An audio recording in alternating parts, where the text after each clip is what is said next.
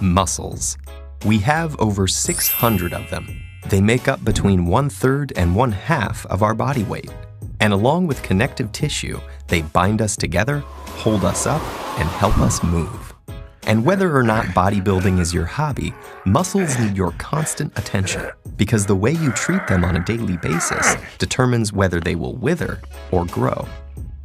Since our bodies have already adapted to most everyday activities, those generally don't produce enough stress to stimulate new muscle growth.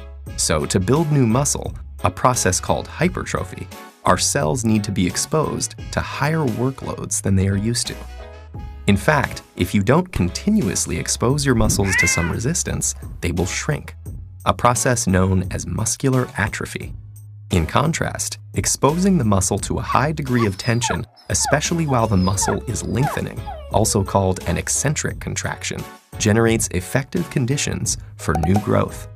However, muscles rely on more than just activity to grow. Without proper nutrition, hormones, and rest, your body would never be able to repair damaged muscle fibers.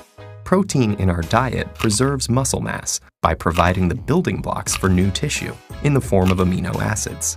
Adequate protein intake, along with naturally occurring hormones like insulin-like growth factor and testosterone, help shift the body into a state where tissue is repaired and grown. This vital repair process mainly occurs when we're resting, especially at night while sleeping. Gender and age affect this repair mechanism, which is why young men with more testosterone have a leg up in the muscle building game. Genetic factors also play a role in one's ability to grow muscle. Some people have more robust immune reactions to muscle damage and are better able to repair and replace damaged muscle fibers, increasing their muscle building potential. The body responds to the demands you place on it. If you tear your muscles up, eat right, rest, and repeat, you'll create the conditions to make your muscles as big and strong as possible.